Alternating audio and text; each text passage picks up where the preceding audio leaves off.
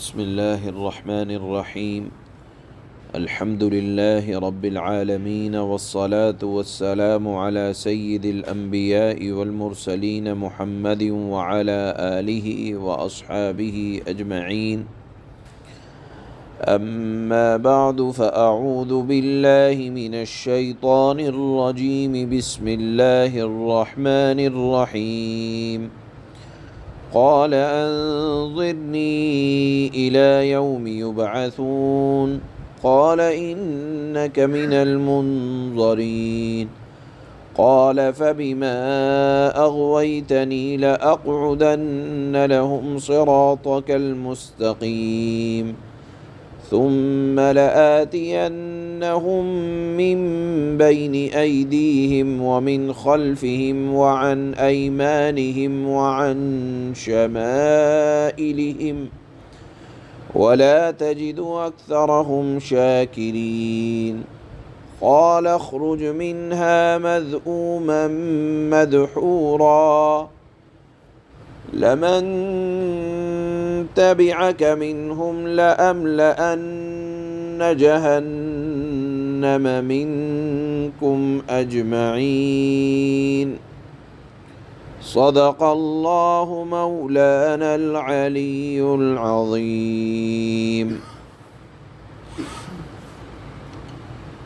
ان آیات میں اللہ نے شیطان مردود ابلیس کا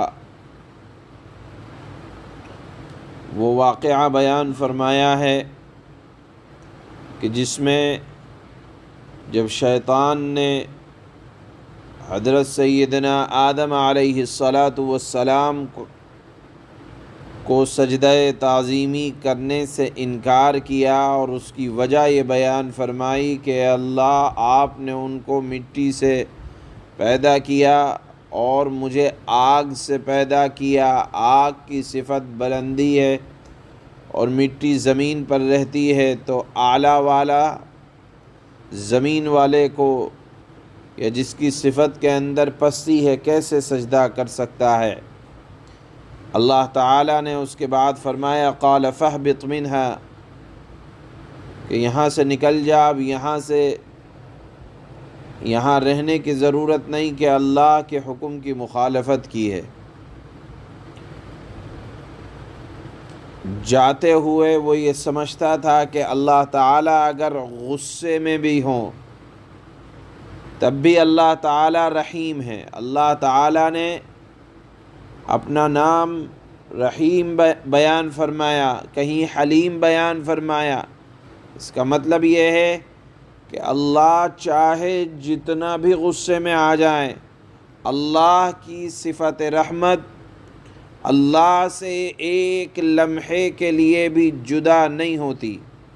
وہ اس بات کو باوجود کہ وہ گنہگار تھا، باوجود کہ وہ اللہ کے دربار میں مردود ہوا، لیکن وہ جانتا تھا کہ اللہ حلیم بھی ہیں، برداشت کرنے والے بھی ہیں، اور غصے میں بھی ہوں تو اللہ کی رحمت اللہ سے الگ نہیں ہوتی.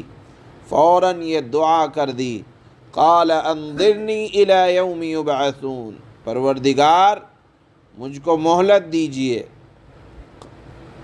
جس دن کے لوگ دوبارہ زندہ کیے جائیں گے. اور یہاں بھی چالاکی کا استعمال یہ کیا. دیکھیے 2 مرتبہ سور پھونکا جائے گا. ایک مرتبہ سور پھونکا جائے گا کہ کل من علیہا فان ویبقى وجہ ربک ذو الجلال والاکرام، ہر چیز فنا ہو جائے گی. جس کو اللہ تعالیٰ نے وجود دیا ہوگا وہ اپنے وجود کو ختم کر دے گا اور اللہ کی ذات باقی رہ جائے گی. پھر اس کے بعد دوبارہ سور پھونکا جائے گا اور اللہ تعالیٰ دوبارہ اٹھائیں گے، اپنی اپنی قبروں سے لوگ اٹھیں گے. تو شیطان نے یہاں چالاکی یہ دکھائی کہ اللہ سے مہلت مانگی کہ اے اللہ مجھے مہلت دیجئے، زندگی دیجئے. کب تک؟ الی یوم یبعثون، کہ جب لوگ دوبارہ زندہ کیے جائیں گے. یعنی گویا کہ جب دوبارہ زندہ کیے جائیں گے اس وقت تک میں زندہ رہوں کیونکہ اس کے بعد پھر موت نہیں ہے، گویا کہ ابد الآباد تک اس نے اللہ سے مہلت مانگی۔ تو اللہ تعالیٰ دلوں کے حالات کو جاننے والے ہیں اور حکمت اور مصلحت کے خوب مالک ہیں۔ اللہ تعالیٰ نے فرمایا قال فإنك من المنظرین إلی یوم الوقت المعلوم۔ ٹھیک ہے، مہلت دی جاتی ہے، لیکن یہ نہیں کہا کہ جب دوبارہ لوگ زندہ کیے جائیں گے تب تک مہلت، بلکہ فرمایا الی یوم الوقت المعلوم، ایک معین وقت تک تجھے زندگی عطا فرمائیں گے اللہ تعالی، یعنی فنا تجھ کو بھی ہونا ہے۔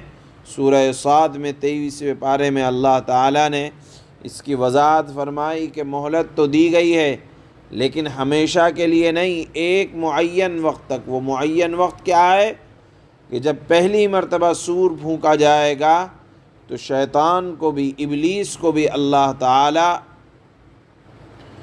موت کے گھاٹ اتاریں گے۔ جب اللہ تعالیٰ نے اس کو مہلت دی کہ ٹھیک ہے تجھے زندگی ہے لیکن لمبی زندگی ہے، ایک معین وقت تک ہے، فوراً شیطان نے اللہ کے دربار میں کہا کہ جب اللہ تو نے مہلت دے دی تو اب قال فبما اغویتنی لأقعدن لهم صراطک المستقیم، کہ اللہ جن لوگوں کی وجہ سے، یعنی انسان کی وجہ سے میں گمراہ ہوا، میں قسم کھاتا ہوں کہ میں ان کے لیے اب آپ کی سیدھی راہ پر بیٹھ جاؤں گا، ان کو ہدایت پر آنے نہیں دوں گا، قیامت کے متعلق، آپ کی ذات کے متعلق شکوک و شبہات ڈالتا رہوں گا، دنیا کی محبت ان کے دلوں میں ڈالتا رہوں گا، اور ثم لآتینہم من بین ایدیہم، میں ان کو ان کے سامنے سے آ کے گمراہ کروں گا، ومن خلفہم،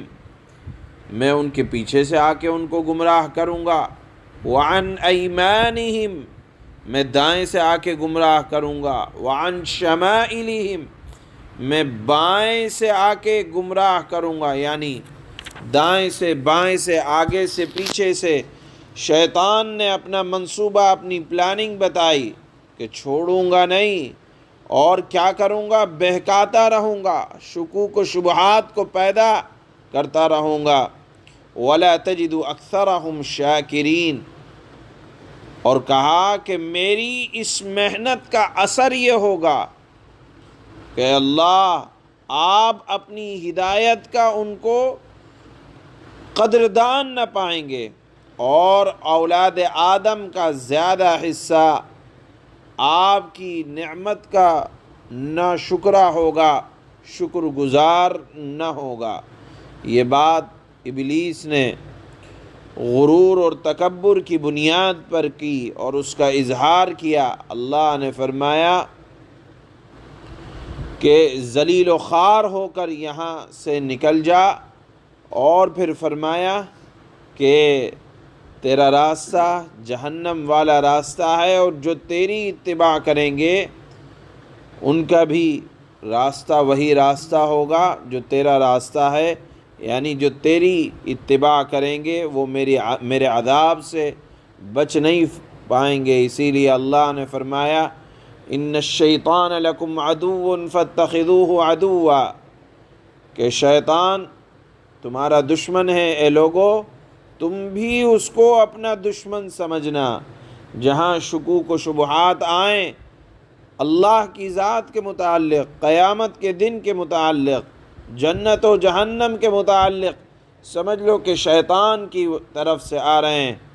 اور کہیں اللہ نے فرمایا الشیطان یعدکم الفقر ویأمرکم بالفحشاء، شیطان تم کو فقیر بنا دے گا اور تم کو حکم دے گا بری باتوں کا اور بھلی باتوں سے تم کو روکے گا۔ بہرحال اللہ تعالیٰ نے شیطان کے پیروکاروں کا یہاں اخیر آیت میں انجام بھی بیان فرمایا کہ لَأَمْلَأَنَّ جَهَنَّمَ، میں جہنم کو ان تمام لوگوں سے بھر دوں گا جو شیطان اور شیطان کے اتباع کرنے والے لوگ ہیں۔